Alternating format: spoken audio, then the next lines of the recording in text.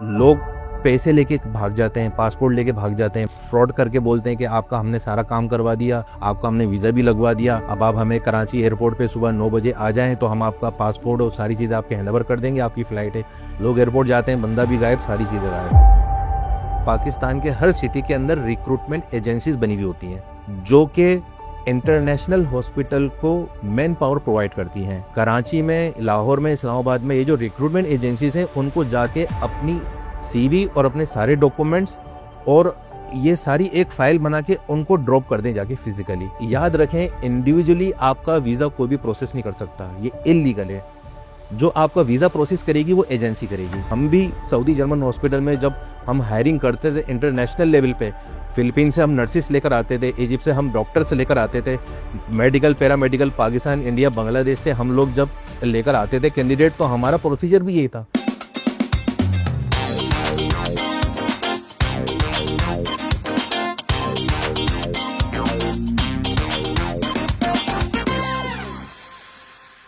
अस्सलाम वालेकुम and welcome to health table talk. यहाँ हमारी मुलाकात सिर्फ नर्सेस और हेल्थ केयर वर्कर से नहीं बल्कि उन हॉस्पिटल मैनेजर्स और एडमिनिस्ट्रेटर से भी होती है जो रोज नर्सिंग स्टाफ की हायरिंग करते हैं। ये लोग अच्छी तरह जानते हैं कि एक नर्स को कामयाब कैरियर बनाने और अच्छी जॉब हासिल करने के लिए किन क्वालिटीज, स्किल्स और प्रोफेशनल एटीट्यूड की जरूरत होती है। हर एपिसोड में हम नर्सेस और हॉस्पिटल मैनेजमेंट दोनों की नजर से उनके एक्सपीरियंस, चैलेंजेस और कामयाबी कहानी सुनते हैं। इन बातों के जरिए हमें ये समझने का मौका मिलता है कि बेहतरीन हेल्थ केयर देने के लिए क्या चीजें जरूरी हैं। आज हमारे साथ मौजूद है मिसेस सलमान नूर और आज हम जानेंगे उनकी इंस्पायरिंग हेल्थ केयर जर्नी, उनकी ज़बानी। तो चलें शुरू करते हैं आज की मीनिंगफुल कन्वर्सेशन। सबसे पहले हम चाहेंगे कि आप अपना इंट्रोडक्शन दें। हेल्थ केयर एचआर में आने का सफर कहाँ से शुरू हुआ और सऊदी जर्मन हॉस्पिटल तक पहुँचने का जर्नी कैसी थी?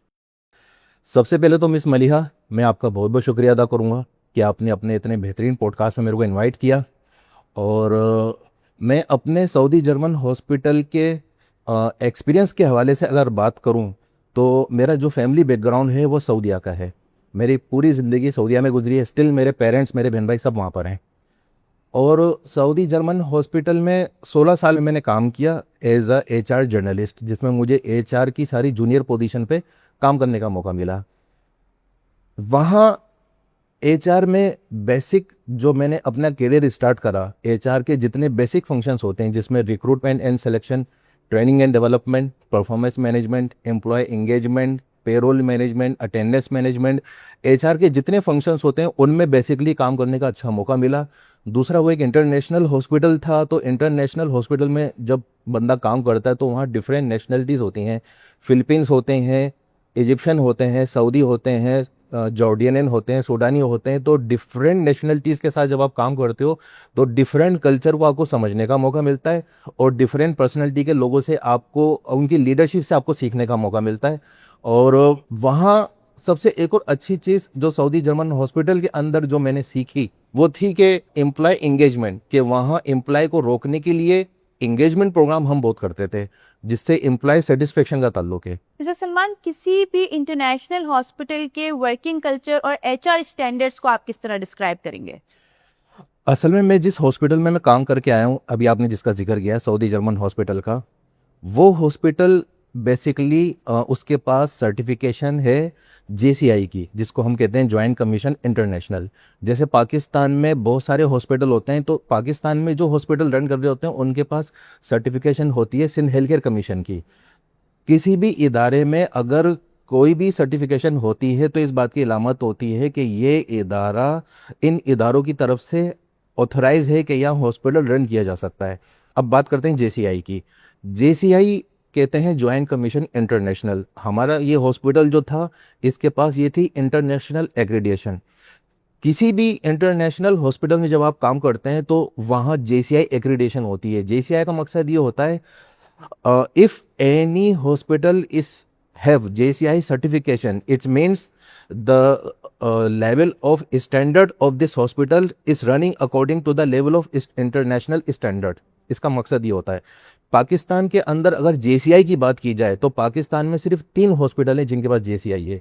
एक आगा खान हॉस्पिटल है, दूसरा शौकत खानम हॉस्पिटल है, तीसरा इस्लामाबाद में शफा हॉस्पिटल है। तो हम जब इंटरनेशनल हॉस्पिटल में काम करते हैं या किसी भी इंसान को इंटरनेशनल हॉस्पिटल में काम करने का मौका मिलता है तो इस तरह की ऑडिट फर्म्स जो हैं वो आती हैं, चेक करती हैं।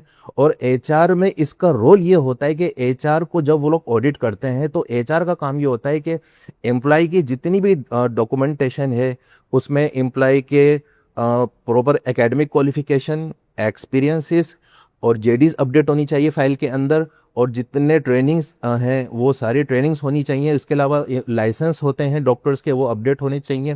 मतलब ये कि वो लोग आके एचआर पॉइंट ऑफ व्यू जो है वो फाइल ही चेक करते हैं कि सारी चीज़ें फाइलों में एम्प्लॉय की अपडेट होनी चाहिए। तो वो हम जैसे पॉइंट ऑफ व्यू हम सारी एम्प्लॉय को एचआर पॉइंट ऑफ व्यू फाइलों को अपडेट रखते थे। उसके अलावा बाहर जो होता है एम्प्लॉय की ग्रोथ पे काम किया जाता है, तो इसलिए एम्प्लॉय को ट्रेनिंग एंड डेवलपमेंट पे बहुत ज़्यादा फोकस किया जाता है कि जैसे पेड ट्रेनिंग भी हम करवाते थे, अनपेड ट्रेनिंग भी हम करवाते थे, क्योंकि एम्प्लॉय की बेसिकली ग्रोथ होगी तो इदारा ग्रोथ करेगा। मिस्टर सलमान, आपने नर्सिस और पैरामेडिक के रिक्रूटमेंट में काम करा है। जब आप किसी भी कैंडिडेट का इंटरव्यू करते हैं तो कौन सी ऐसी क्वालिटीज़ होती हैं जो सबसे पहले असेस करते हैं? असल में हेल्थ केयर इंडस्ट्री में अगर रिक्रूटमेंट की बात की जाए, चाहे रिक्रूटमेंट इंटरनेशनल लेवल पर हो चाहे पाकिस्तान पर हो, तो तरीक़ेकार तो सेम ही होता है। हम जब किसी नर्स को एवेलुएट करते हैं ड्यूरिंग इंटरव्यू, तो सबसे पहले उसकी जो क्लिनिकल असेसमेंट है हम उस पर हमारा ज़्यादा फोकस होता है। ये ज़ाहिरी बात है, जब एक नर्स को अगर हम हायर कर रहे हैं या किसी पैरामेडिकल के बंदे को अगर हम हायर कर रहे हैं तो वी आर श्योर डेट कि उसको अपनी प्रैक्टिकल अप्रोच इतनी उसकी स्ट्रांग हो कि अगर एक पेशेंट उसके हैंड ओवर किया जाए तो वो कोई ऐसी मेजर मिस्टेक ना कर दे कि कोई इंसिडेंट जो है पैदा हो जाए। तो हमारी कोशिश यही होती है कि कैंडिडेट को हम उसकी अपनी क्लिनिकल असेसमेंट बहुत अच्छे तरीके से उसकी करें, उसका जो प्रैक्टिकल एक्सपोजर है, उसने हॉस्पिटल में हेल्थ केयर इंडस्ट्री में कितना उसका एक्सपीरियंस है, वो सारा अच्छी तरीके से हम देखते हैं। उसके अलावा सॉफ्ट स्किल्स जो होती हैं एचआर पॉइंट ऑफ व्यू, मिसाल के तौर पे कम्युनिकेशन स्किल्स हम उसकी देखते हैं, टीम वर्क हम उसका देखते हैं, एडोप्टेबिलिटी हम उसकी देखते हैं। और उसके अलावा जो एक चीज़ जो कैंडिडेट को दूसरों से बिल्कुल अलग कर देती है वो है पॉजिटिव एटीट्यूड, क्योंकि बहुत सारे लोग जो हैं उनके अंदर ये चीज़ होती है कि उनका एटीट्यूड का मसला होता है, अपने इदारे में वो सही तरीके से वो मैनेज नहीं कर पाते हैं।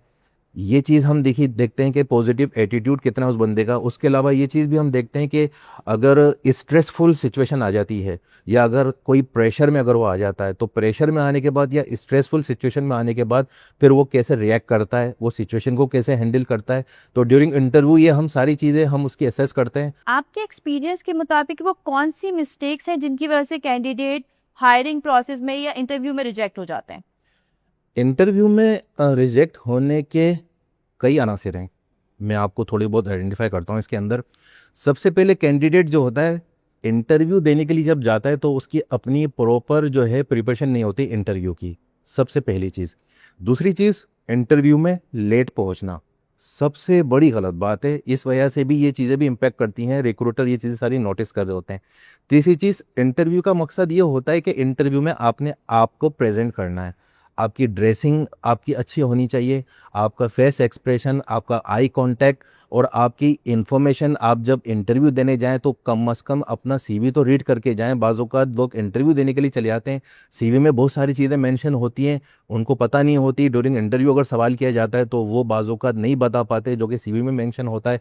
आजकल एआई का दौर है, एआई से लोग सीवी बना के चले जाते हैं लेकिन उसको रीड नहीं करते। तो यहाँ मिस्टेक होती है कि वो अपना सही तरीके से इंटरव्यू नहीं दे पाते, रिजेक्ट हो जाते हैं। बाज़ औक़ात एक और जो वजह बनती है रिजेक्शन की वो ये है कि इंटरव्यू में होना ये चाहिए कि जिस ऑर्गेनाइजेशन के लिए बंदा इंटरव्यू देने जा रहा है तो वहाँ की वेबसाइट बंदा रीड करके जाए, सर्च करके जाए, उनका प्रॉपर मिशन विजन, उनकी इनका उदारा करता क्या है, उनके कितने एम्प्लॉयज़ हैं और उनकी ऑर्गेनाइजेशन का प्रॉपर स्ट्रक्चर क्या है, वो वेबसाइट के ज़रिए पूरा रीड करके जाएं। लेकिन लोग नहीं रीड करके जाते। ड्यूरिंग इंटरव्यू ये सवाल आ जाता है कि आप हमारे बारे में क्या जानते हैं, उनको पता ही नहीं होता, उन्होंने ये चीज़ रीड नहीं की होती, रिसर्च नहीं की होती, तो वहाँ वो फंस जाते हैं आके।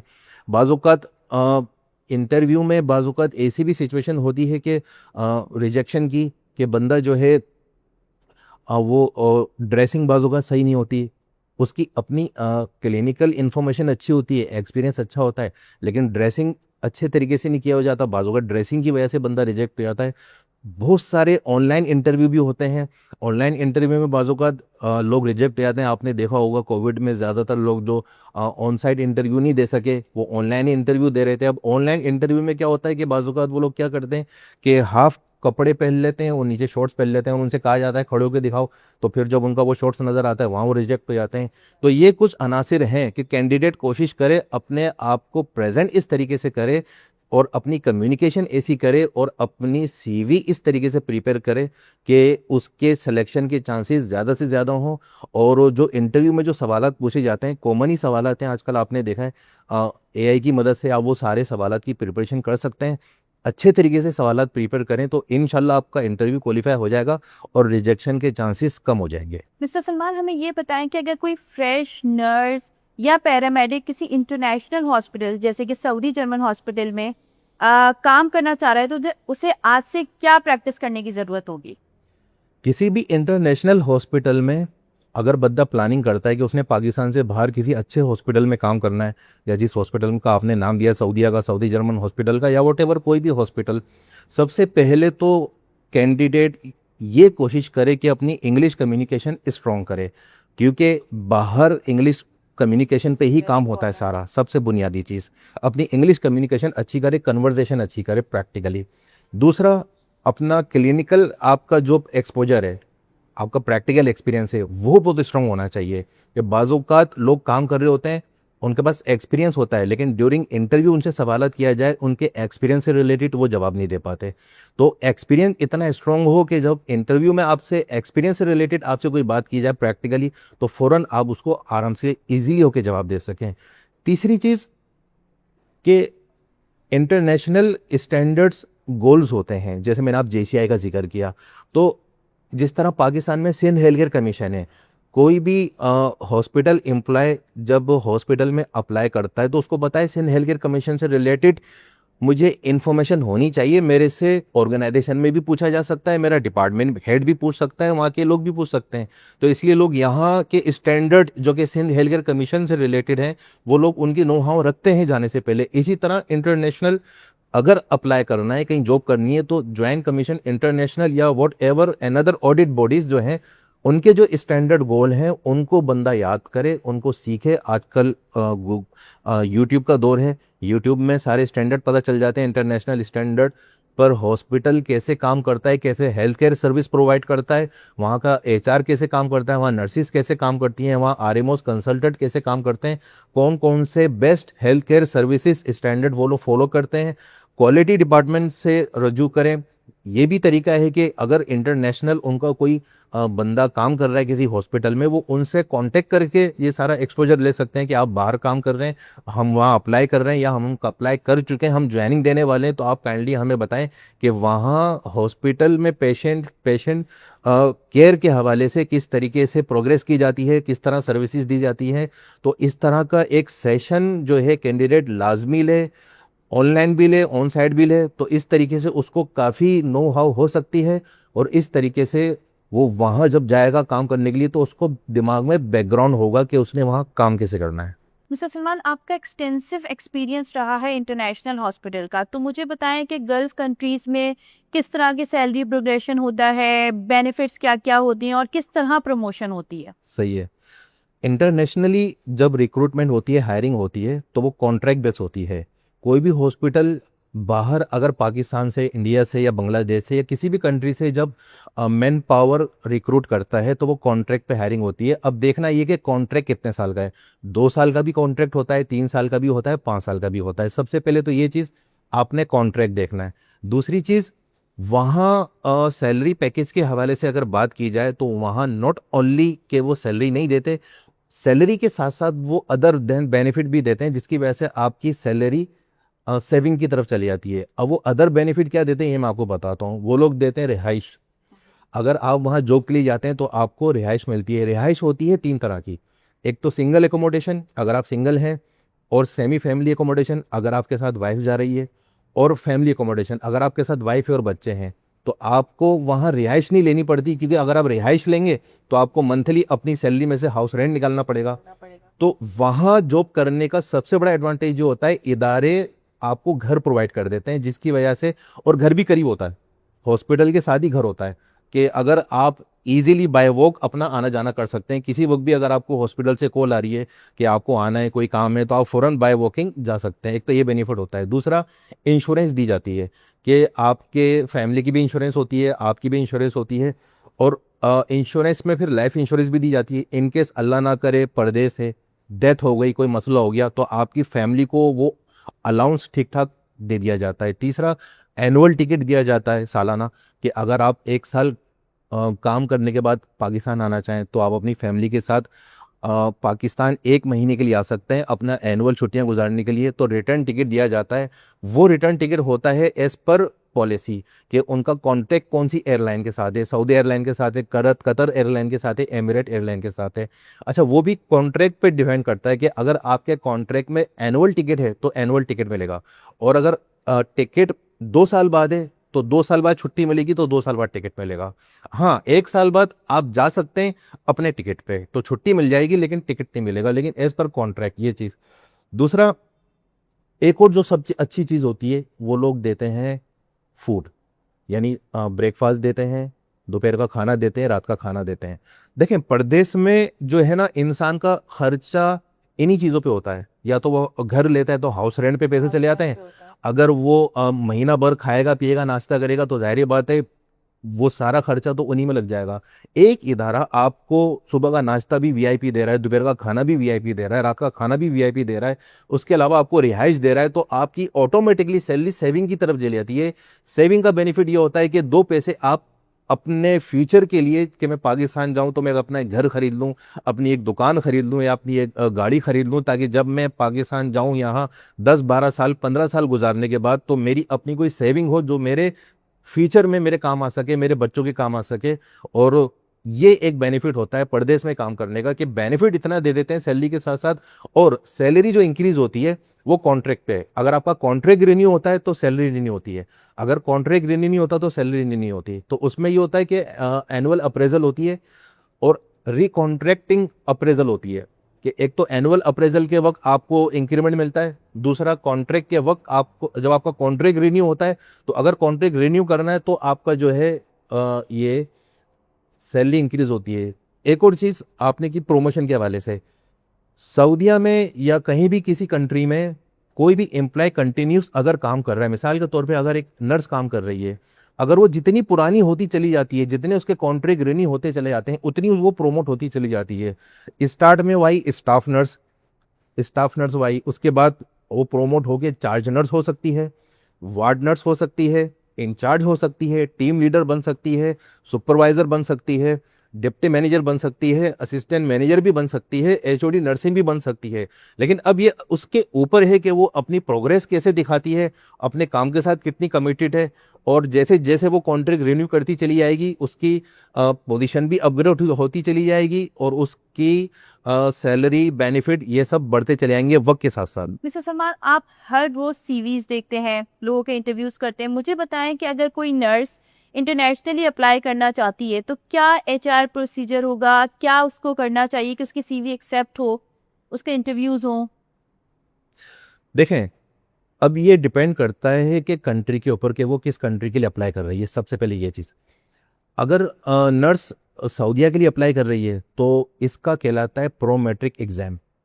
पाकिस्तान में कराची में इसकी प्रिपरेशन होती है, वो अपना प्रो मैट्रिक एग्ज़ाम दे, उसका जैसे ही सर्टिफिकेट मिले, अगर सऊदीया के लिए अप्लाई कर रही है तो वो जहाँ भी सीवी ड्रॉप कर रही है अपने सीवी के साथ वो प्रो मैट्रिक एग्ज़ाम की कॉपी लाजमी भेजे।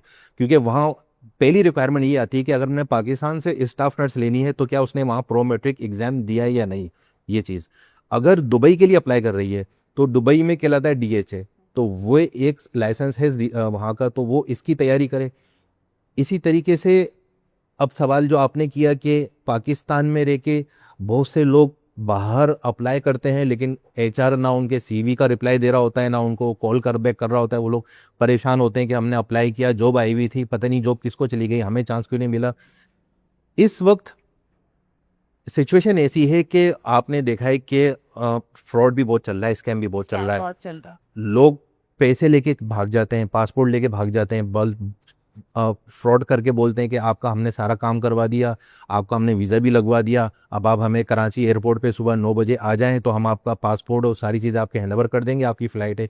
लोग एयरपोर्ट जाते हैं, बंदा भी गायब, सारी चीज़ें गायब।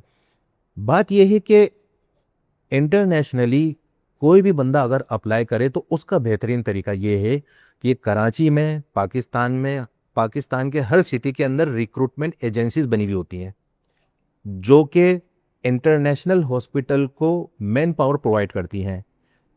इंटरनेशनल हॉस्पिटल उन रिक्रूटमेंट एजेंसी से उनके एमओयू हुए होते हैं कि हमें आपने कैंडिडेट अरेंज करके देना है।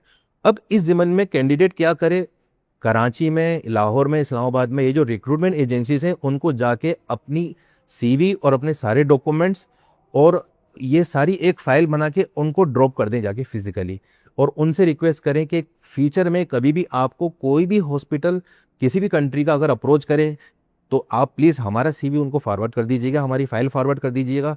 तो इस तरह होता ये कि जब उनका पैनल अगर कराची आता है किसी भी हॉस्पिटल का तो वो रिक्रूटमेंट एजेंसी से रब्ता करते हैं कि आपके पास कितने सीवीज़ हैं, कितने कैंडिडेट हैं। तो फिर उस वक्त वो जो आपने जो सीवी वहाँ ड्रॉप किया हुआ होता है, जो फाइल वहाँ ड्रॉप की हुई होती है, वो उनको हैंड ओवर कर देते हैं। वो लोग उसको गो थ्रू करते हैं, वो कहते हैं बुला लो इंटरव्यू के लिए। इस तरह जब वो इंटरव्यू के लिए एजेंसी बुलाए, वहाँ आप इंटरव्यू दें जाके, इंटरव्यू देने के बाद फिर आपकी सिलेक्शन हो जाती है। तो याद रखें, इंडिविजुअली आपका वीज़ा कोई भी प्रोसेस नहीं कर सकता, ये इलीगल है। जो आपका वीज़ा प्रोसेस करेगी वो एजेंसी करेगी। एजेंसी क्या करेगी, अगर आपको सेलेक्ट कर लिया तो वो एजेंसी फिर आपको बताएगी, आपको जॉब ऑफर देगी, और आपका पासपोर्ट लेने के बाद आपसे उनका एक मखसूस अमाउंट होता है, वो आपको बताएगी। सर्विस चार्जेस जिसे कहते हैं, वो अपने सर्विस चार्जेस आपको बताएगी। आपने उनका जो फिक्स अमाउंट है वो उनको देना है, एजेंसी को पासपोर्ट देना है, और वो जॉब ऑफर की कॉपी देनी है जो हॉस्पिटल ने आपको ऑफर की है। एजेंसी जैसे ही आपका वीज़ा प्रोसीड कर देगी, कराची में इनका ऑफिस है सऊदी एम्बेसी का, एतमाद के नाम से। ये सारा वीज़ा प्रोसेसिंग वहाँ होता है एतमाद में। वीज़ा जैसी प्रोसेस हो जाएगा, एजेंसी फिर आप लोगों को कॉल करके बताएगी कैंडिडेट को कि आपका वीज़ा प्रोसेस हो गया है, आप आ जाएं, अपना पासपोर्ट ले जाएं और अपना टिकट ले जाएं, रिटर्न टिकट, और आपकी इस दिन फ़्लाइट है। ऐसा बिल्कुल भी नहीं हो सकता कि वो ये बोलें कि एयरपोर्ट पे आ जाएं, हम आपको वहाँ देंगे। अगर कोई इस तरह की बात कर रहा है, ये फ्रॉड है, स्कैम है, इससे बचने की कोशिश करें।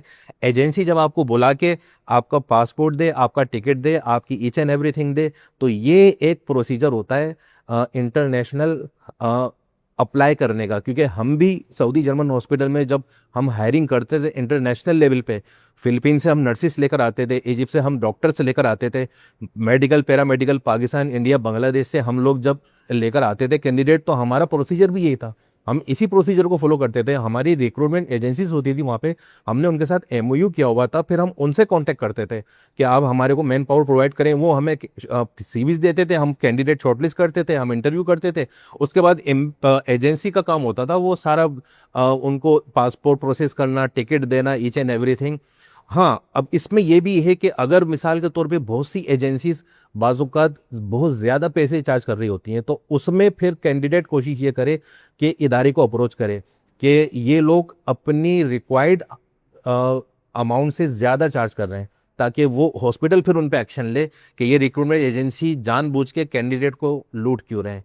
तो ये एक प्रोसीजर होता है, इसको अगर कैंडिडेट अप्लाई करे आज के दौर में, तो इसका इस तरीके से जाना से जो है रिस्क फैक्टर कम हो जाता है और कैंडिडेट बाआसानी अपने उस आइडियल जॉब की तरफ चले जाता है जहां वो जॉब करना चाहता है। सेहत की देखभाल हर इंसान और हर फैमिली के लिए बहुत ज़रूरी है। Nurses, allied health care professional और हॉस्पिटल की पूरी टीम मिलकर मरीजों की देखभाल करती है और उन्हें बेहतर सेहत देने की कोशिश करती है। आज हमने एक तजुर्बेकार हेल्थ केयर मैनेजर से बात की। उन्होंने हमें बताया कि हेल्थ केयर में कैरियर बनाना कैसा होता है, इस सफ़र में लोगों को किस मुश्किलात का सामना करना पड़ता है और कौन से नए मौके उनका इंतजार कर रहे होते हैं। अगर आप भी हेल्थ केयर में अपना मुस्तकबिल बनाना चाहते हैं या इस फील्ड के बारे में और जानना चाहते हैं तो हमारे साथ जुड़े रहिए। हर एपिसोड में हम आपके लिए नए तजुर्बेकार, कीमती मशवरे और असल कहानियाँ लेकर आते हैं।